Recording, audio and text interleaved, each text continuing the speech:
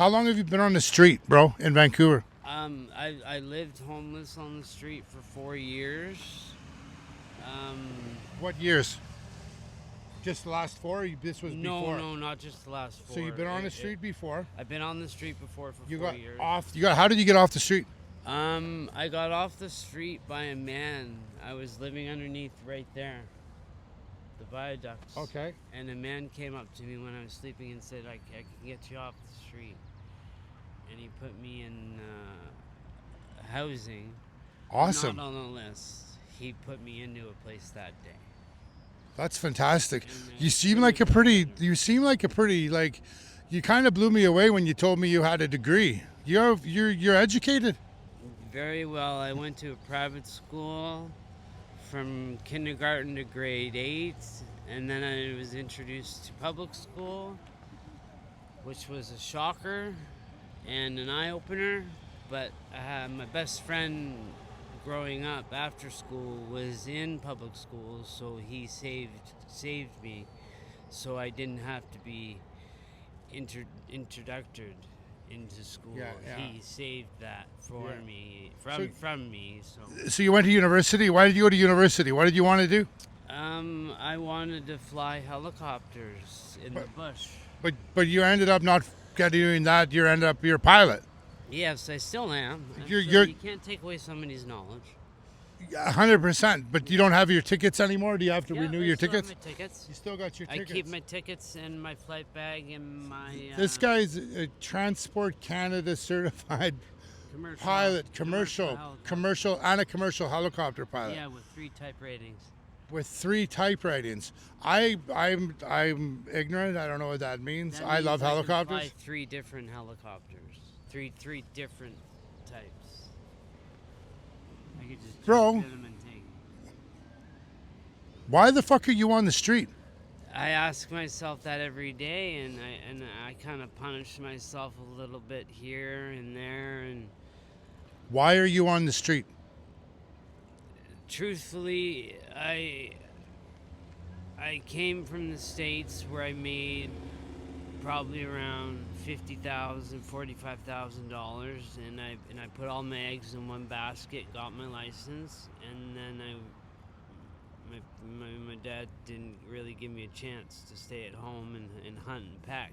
Yeah. So I went on the road, and with a limited amount of cash, and the cash ran out. Let's talk about the dope. So when did you get hooked on the dope? I was getting to that. So what happened was when the money ran out, when I was looking for a job, I asked my grandparents if I could move in, which were my mom and my real mom. Not my real mom and dad, but they were my mom and dad. And they took me in, and I got a job, and I was doing very well. And I thought I would take my paycheck, one paycheck, and go see the Stanley Cup because Vancouver was in it. And they had riots, and it scared me. I was like, I didn't know what was going on in the city. I arrived right then and there off the plane when it was happening. Canadians are weird, eh? I maybe. Yeah. It's a little fucked up. Like, let's riot. Like, let's just because. Like, I- it was the dumbest thing. I was down there with my son. I came to 2011. My Yeah. son was 6 years old. We were walking home. We were walking home from the game, and all of a sudden we were like Robson and Granville, and there was like 30 cops, and I was like, "What's going on?" You could hear people coming up behind us, and we just kept. I mean, you're safe with me, but Yeah. my kid's safe with me. But I didn't realize what it was crazy. So during that time, you got involved in dope. The riots happened, the money dwindled down, the hotels dwindled to nothing.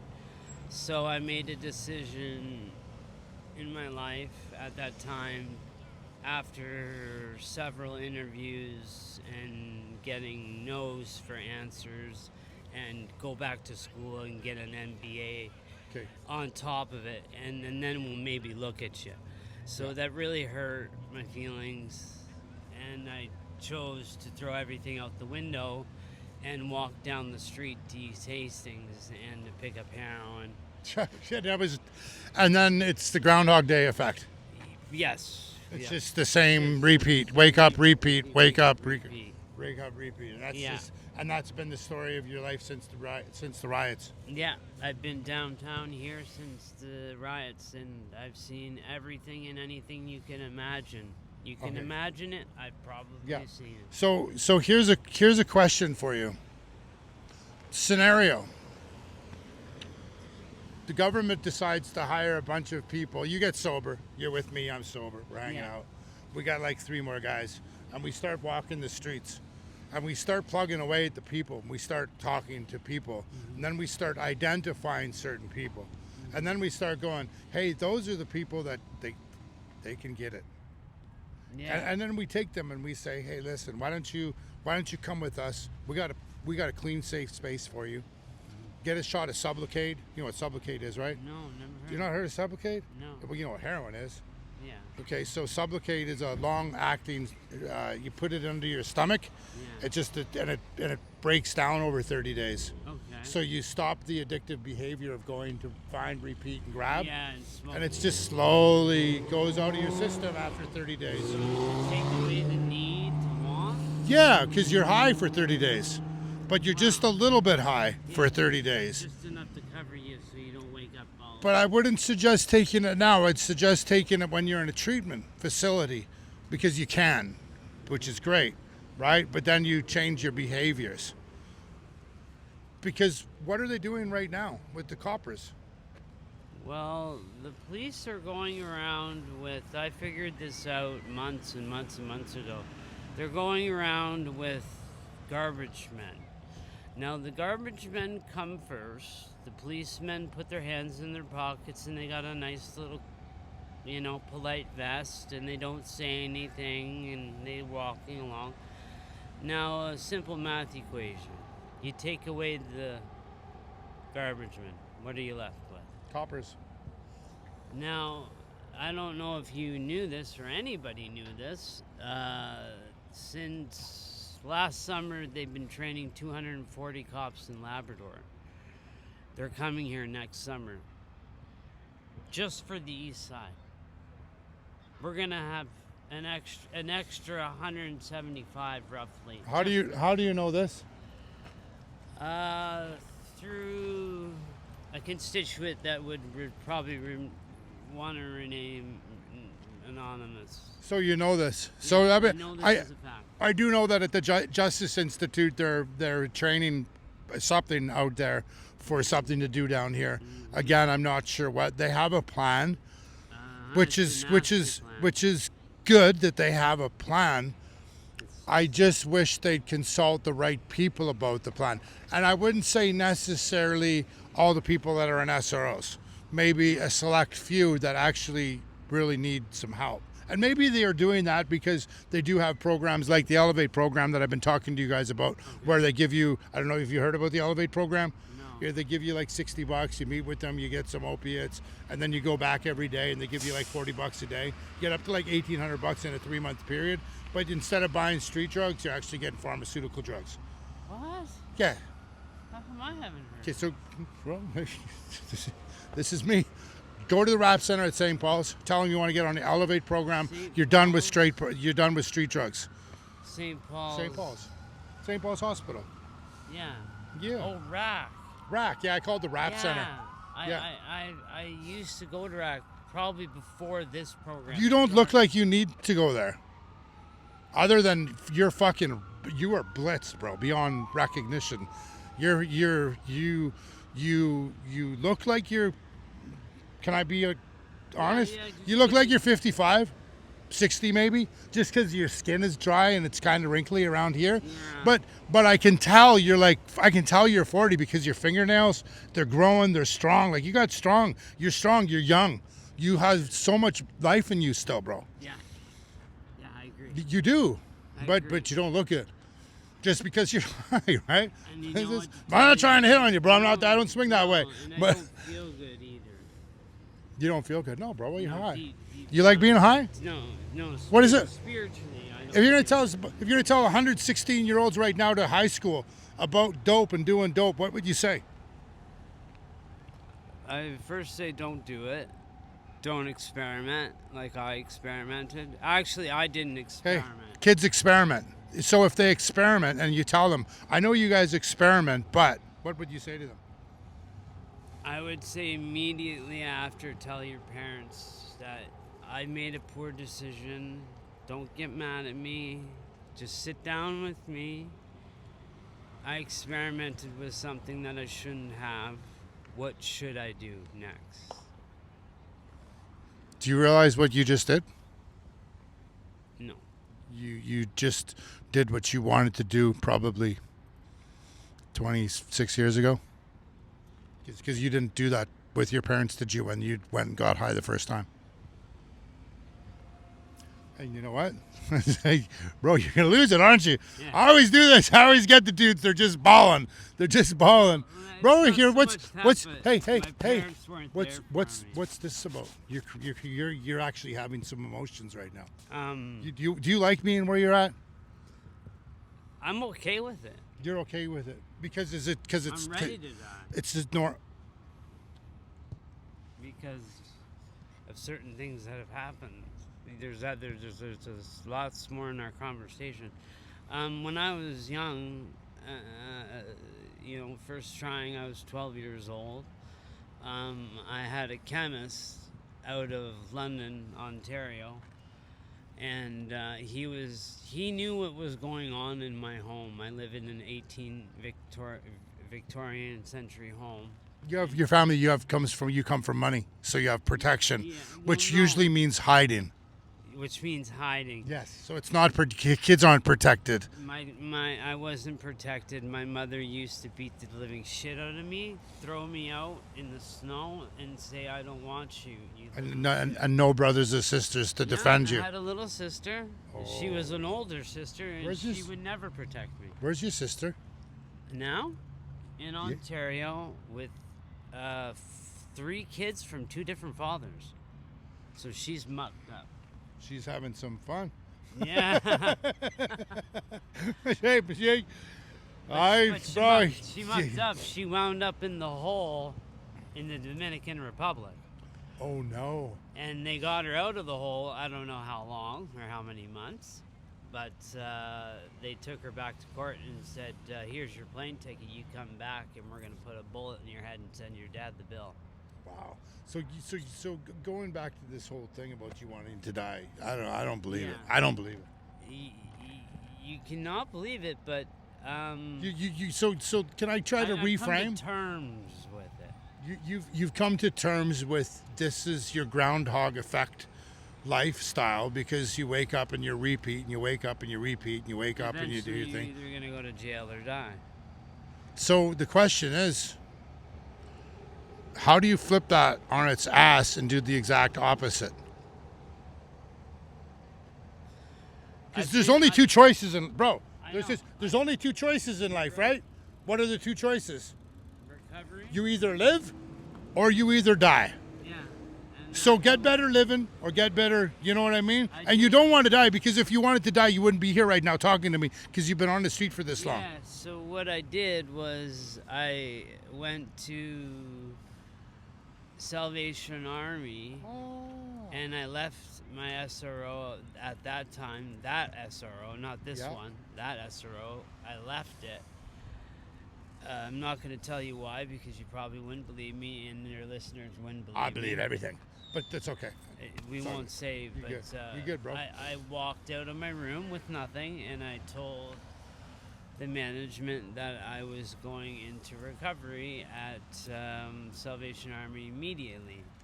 Good. So I went into their detox center, got detoxed, and then waiting in their waiting center to go to treatment, which took 3 months of waiting. And I went to that, completed a 6-month course in Kelowna called Crossroads. You went Crossroads for 6 months. You got sober. Yeah. You're sober. I was. But then you slept. No. Well, I got out of it and went to a halfway house, and everybody was on dope, and I said, "Fuck this." They're all on dope in the halfway house. They're on like prescribed medication. No, they were going out shooting up. So my friends, so this is what's going on in the city, and this is what's going on in Canada. I'm not sure too much about North America, but all the recovery houses and all the treatment centers, like, not all of them, but there's definitely more than not where it's not a safe place to be. The government needs to open up more abstinent-based programs where there's zero tolerance for any of that. And if you get caught using, you get to punt the door. Yeah. People, how do you feel about that?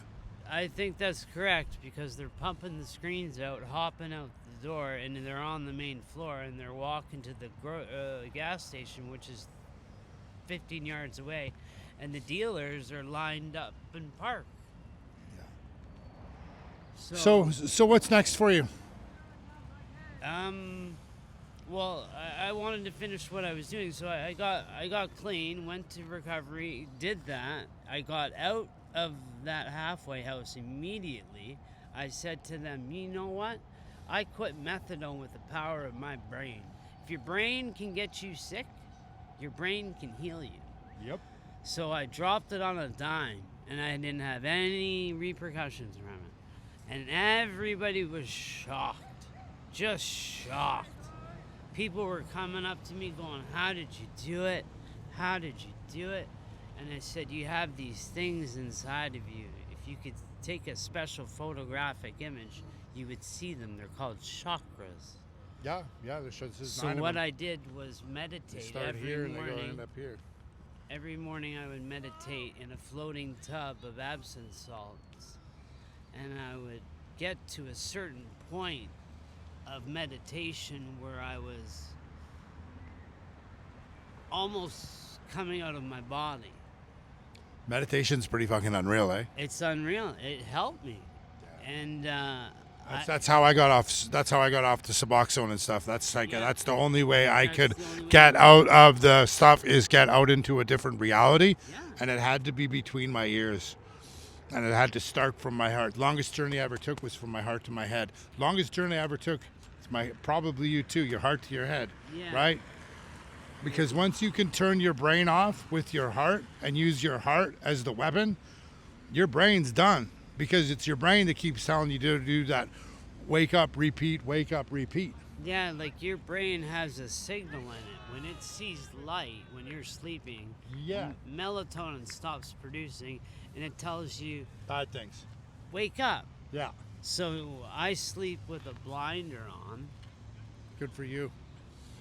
Beats in my ears that play binaural beats. Still to this day? Yeah. I've been doing it now for close to 10 years. So when are you going to get sober, bro? When are you going to get clean? When are you ready? Well, that's what we have to rewind it back to there. When I was clean in Kelowna, I got a job. I lived in a nice house. And it was actually a condominium where a guy from Langley would come once. Yep. And I just said to myself, this can't be, because there was no heli there. There was no chance of getting an interview. There was no nothing. So I had some things come into my life. It was a woman. Oh, we got a woman story. Yeah, and she had 2,000 Percocets per month prescribed. And one turned into two turned into eight, eight turned into 20. These perks, my friends, this is like the real deal breaker. Or a sublet of Oxycontin. They're just a little bit. Well, Percocets are 5 milligrams. Yeah, they're just a little bit. There's little ones. People chew them, people snort them. Yeah. You get the footballs, those are the good ones. Yeah. Footballs, right? Yeah, I had footballs. That was my end point. I had footballs. I had 8 footballs a day. Oh. Prescribed. In case the doctors thought that was going to be enough for me. Yeah. And then my 16-year-old looks at me and says, Dad, you're drooling. I'm like, I'm at the dinner table with my 2 kids on the Upper East Side in my big house. My big house, my pool table downstairs, and my ghetto blaster in my backyard with the basketball court. And I'm drooling at the table. Here in Vancouver? Yeah, here. Yeah, this is last year, bro. Last year, 1.5 years ago. Yeah, this is what happened to me, bro. I started taking oxys, and then I got into an accident in 2019, and the doctors, and I was in a lot of pain, 100%. Yes. Yeah, Did I want them? Absolutely. Did I take them? Absolutely. Yeah. Did the doctors say, okay, we're going to taper you down 10 milligrams a day for the next 5 days, period. That's it. You deal with it or you don't. And I'm like, you have a choice. I'm like, they didn't say none of that. They just said, here. And then it was 2 weeks before COVID. I went to get my prescription. I know why. They get kickbacks. Yeah, all the doctors get kickbacks. It's called Abilify, my friends. Yeah. They're giving. Do nurses come into the SROs and give people shots or anything? In the SROs? Yeah. No. Do you know anything about this? People getting drugs in the SROs? I live in the most dangerous building in the East Side, Which one? the Chelsea. It has no locks. I live the wall that you walk when you walk up stairs. There's a wall on your right and the left. How do you get by? You The got wall clean. on the right Bro, is you're- my room. Are you hustling on the side? Because you're clean. Yeah, Yeah, you're hustling on the side. That's how you but get not by. drugs. You're doing other things, but you're hustling. I'm hustling something different. Okay. And not drugs though. And it'd be totally okay if you are, just as long as you're No, okay. it's just not. It's just I'm just telling you straight up truth. I'm hustling, but not drugs. Okay. I've probably heard 3 times a man or a woman open the door, walk up to the middle flight, load a shotgun. Oh no. Yeah, we can't. Yeah. It's dangerous, right? The bodies and shit. Since I've lived there, I've watched personally. How many deaths have you seen in the past year? Just the last year. Just in your building. In my building, in the last year, it's calmed down a little bit. I would say 5. What about at the height, like 2022? 30, 36. Yeah, it's just this. So it's getting. I think one of the reasons the police were coming out here in the last couple of months is because the SROs are emptying. No, they immediately, the day they die, they put a board over the door after the body's left. They put a 2x4 over it. They leave it for about a week. And then Then they someone undo it. They send a guy in there to mop the floor and spray it with Febreze. That day, there's a person and his girlfriend in there with their shit sleeping, with no knowledge of what has just taken place. Whether it's a murder because there's lots of those going on down here. in our building, I've Yeah. not witnessed it, but You're came upon it. you're I've funda- came upon it. you're fundamentally aware of what's going on in your surroundings, Yes. which is people are dying left, right, In and the center. Our building, I've walked in a room and maggots, bodies, half. Who works in your building? Like who runs your building? What's the His name, the owner, is Yaya. Don't get me who started who with that. who works there?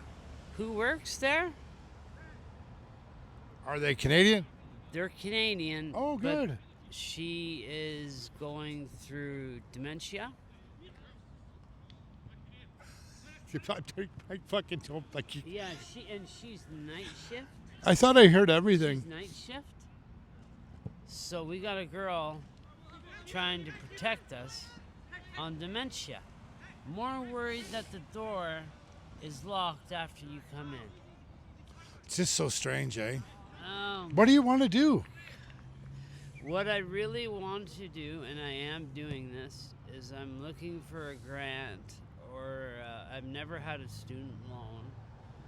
If I get one more degree, I can have some companies take a serious look at me. Hey, how's Jesus? How is he? I have no idea. He's just Just a... 1 second. Just 1 second. Hello? Who's this? I'm in a meeting. Sorry, I didn't know who it was. I gotta go. People, man, just people, leave me alone. How's Jesus? I'm not Jesus. I don't know Jesus.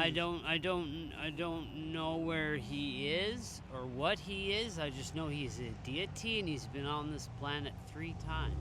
Okay. Bro, you get sober, bro. Once is a man. Okay. Each time we do the same thing. We slaughter them. Who's the most important person in your life Me. other than you? If there was someone that you needed, like if you had that last call that you had to make, who would it be to?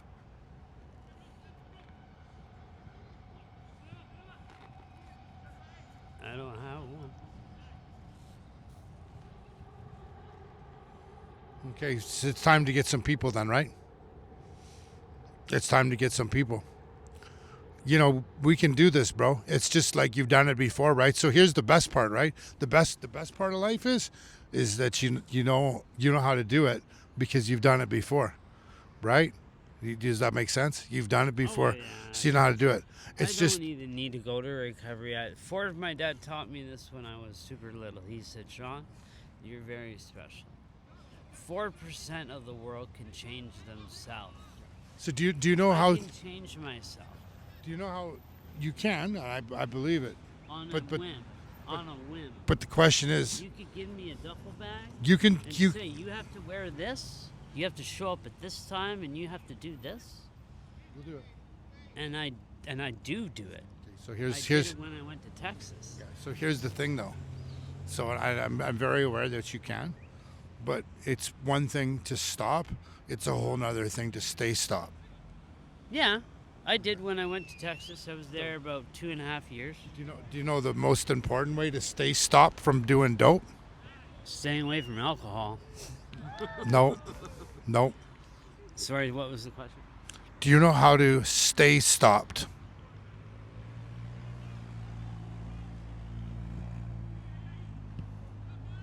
You got to help others True that. get stopped and stay stopped. Yeah. And then you build a community. Where it's gonna be either me going up in the cosmos. No, bro, you don't. You got a story left. You got a big story, bro. You're 40. You know. I've Do you got a realize? Do you realize? And we're gonna end. We're gonna end here. You're 42. Yeah, 44. 44. Okay. Most people live until they're 90. Yeah. Okay. Are you ready? Whenever you want to, you can stop this life and start this one. Right on. You can, right? Soggy bug is full of cherries. That's all right.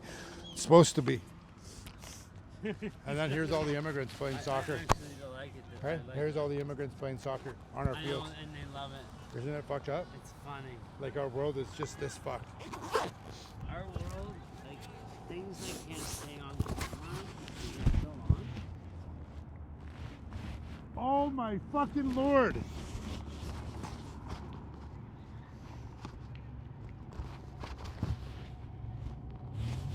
I sure hope I had that fucking done.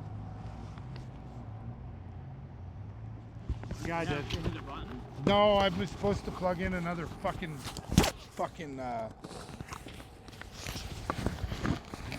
I was supposed to plug this one. We could do a quick I was supposed to plug.